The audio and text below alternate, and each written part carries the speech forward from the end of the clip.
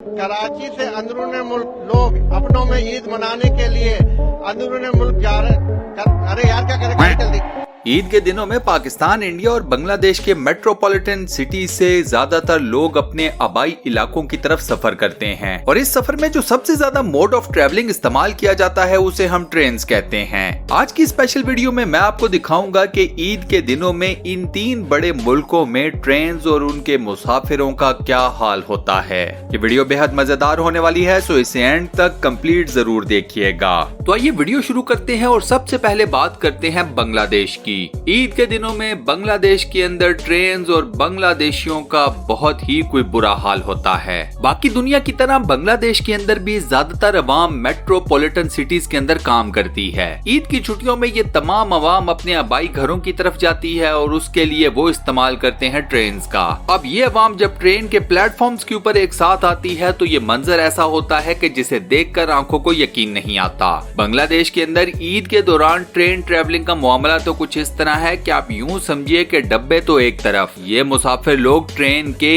Engine तक को नहीं छोड़ते। आपको ट्रेन के डब्बों के अंदर, ट्रेन के डब्बों की छतों के ऊपर, हत्ता कि ट्रेन के इंजन के अंदर और बाहर भी आपको मुसाफिर खचाखच भरे हुए नजर आते हैं। पूरी की पूरी ट्रेन में कोई ऐसी जगह नहीं होती कि जहां पर आप सिर्फ अपना पैर रख सकें। अगर आपने कभी शहद की मक्खियों का छत्ता देखा हो तो जैसे शहद की मक्खियों के छत्ते के ऊपर मक्खियां एक दूसरे के ऊपर चढ़ी होती हैं, छत्ते के ऊपर आपको बिल्कुल भी कोई भी स्पेस एम्प्टी नजर नहीं आती। सेम यही सिचुएशन ईद के दिनों में बांग्लादेश के अंदर किसी सिंगल ट्रेन की होती है।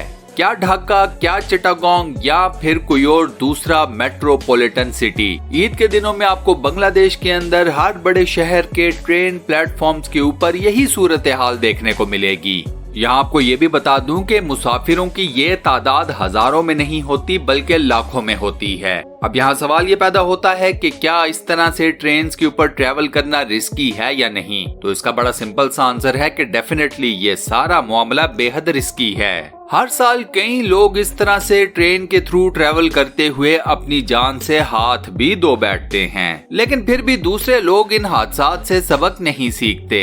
हर साल आपको बांग्लादेश के अंदर इस तरह की सूरत हाल रिपीट होती हुई देखने को मिलती है। अब आप बताइए दोस्तों कि क्या इस तरह से अपनी जान को, अपनी जिंदगी को रिस्क में डालना कोई अक्लमंदी है या नहीं। आप इस बारे में क्या कहते हैं, मुझे अपना जवाब नीचे कमेंट सेक्शन में जरूर बताइएगा।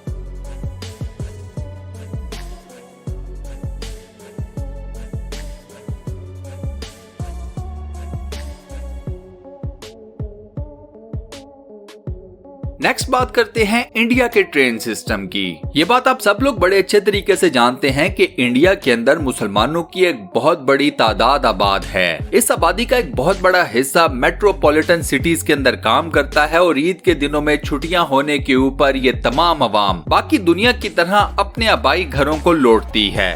इंडिया भी चूंकि एक थर्ड वर्ल्ड कंट्री है, लिहाजा यहाँ पर अवाम के पास उस तरह की फैसिलिटीज नहीं हैं। सो ज्यादातर लोग अपनी ट्रैवलिंग के लिए पब्लिक ट्रांसपोर्ट को ही प्रेफर करते हैं। इस बात में कोई शक नहीं कि ईद के दिनों में आपको इंडिया के बड़े बड़े शहरों के ट्रेन प्लेटफॉर्म्स के ऊपर मुसलमानों का काफी बड़ा रश देखने को मिलता है। इस रश का मुकाबला आप बांग्लादेश वाले रश के साथ तो नहीं कर सकते, लेकिन फिर भी इंडियन मुसलमानों का ये रश भी एक कंसिडरेबल साइज का होता है। मुंबई, दिल्ली, बेंगलुरु, चेन्नई और इंडिया के कई दीगर बड़े शहरों में ईद के दिनों में आपको ट्रेन फुल पैक्ड मिलती हैं। यहाँ पर दिलचस्प बात यह है कि ट्रेन के ऊपर ये बेपनाह किस्म का रश इंडिया के अंदर आपको सिर्फ ईद के दिनों में नजर नहीं आता। इंडिया के अंदर आपको सेम यही रश या फिर इससे ज्यादा बड़े बड़े शहरों के अंदर चलने वाली लोकल ट्रेन में डेली बेसिस के ऊपर नजर आता है। आप इंडिया का कोई भी बड़ा शहर उठाकर देख लें, खास तौर पर मुंबई, डेली बेसिस के ऊपर लोकल ट्रेन के प्लेटफॉर्म के ऊपर इतना रश होता है कि आपको शायद सांस लेना मुश्किल महसूस हो। अगर आप उन लोगों में से हैं जिनको रश के अंदर घबराहट महसूस होती है तो फिर यकीन कीजिए ये लोकल ट्रेन के प्लेटफॉर्म ऐसी जगह हैं कि जहां पर आपने भूल कर भी नहीं जाना। इंडिया के अंदर चलने वाली इन लोकल ट्रेन्स में जगह हासिल करना, इनके ऊपर चढ़ना, यह सब कुछ करने के लिए आपको एक पूरी कुश्ती लड़नी पड़ती है। ये एक ऐसी जंग होती है कि जिसको लड़ने के लिए लोकल ट्रेन्स के प्लेटफॉर्म पे खड़ा हर मुसाफिर मेंटली और फिजिकली मुकम्मल तौर पर तैयार होता है। इसके अलावा इंडिया के अंदर आपको ट्रेन्स के ऊपर बेपनाह रश उस वक्त भी देखने को मिलता है जब हिंदू अवाम अपनी किसी मजहबी जर्नी या यात्रा के लिए निकलती है।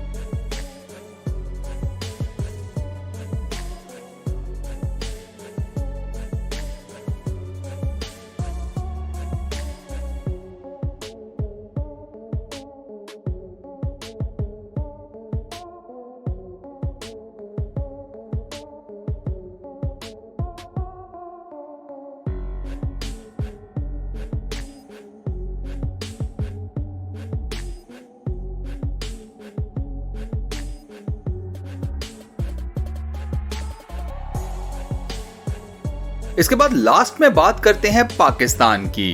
बांग्लादेश और इंडियन अवाम की तरह पाकिस्तान के अंदर भी लोग ईद के दिनों में अपने आबाई इलाकों की तरफ जाने के लिए ट्रेन का इस्तेमाल करते हैं। अब मैं यहाँ पर आपको ये बात क्लियर कर दूं कि पाकिस्तान के अंदर ट्रेन के ऊपर अवाम का रश उस लेवल का नहीं होता जिस लेवल का आपको मैं बांग्लादेश के अंदर या फिर इंडिया के अंदर दिखा चुका हूँ। पाकिस्तान के अंदर ईद के दिनों में लोग ट्रैवलिंग के लिए ट्रेन का इस्तेमाल तो करते ही हैं, लेकिन इसके साथ साथ दूसरे कई मोड्स ऑफ ट्रैवलिंग को भी यूटिलाइज किया जाता है। मिसाल के तौर के ऊपर बसेस। इन दीगर मोड्स ऑफ ट्रैवलिंग की वजह से पाकिस्तान के अंदर ट्रेन्स के ऊपर रश की वो बुरी सूरत हाल नहीं होती जो आपने बांग्लादेश में देखी या फिर इंडिया में। इन सब बातों के बावजूद पाकिस्तान में भी कई मर्तबा आपको किसी ट्रेन के ऊपर इतना रश देखने को मिलता है कि लोग डब्बों से बाहर लटक रहे होते हैं या फिर डब्बों की छतों के ऊपर बैठे होते हैं या फिर लेटे होते हैं। अब बांग्लादेशी या इंडियन अवाम की तरह इस तरीके से ट्रेन के थ्रू ट्रेवल करके पाकिस्तानी अवाम भी रिस्क तो लेती ही है, लेकिन चूंकि पाकिस्तानी, इंडियन और बांग्लादेशी अवाम का जीन एक ही है, लिहाजा आप इन्हें जितना भी मना कर लें, इन्होंने हर साल ये रिस्क लेने से बाज नहीं आना।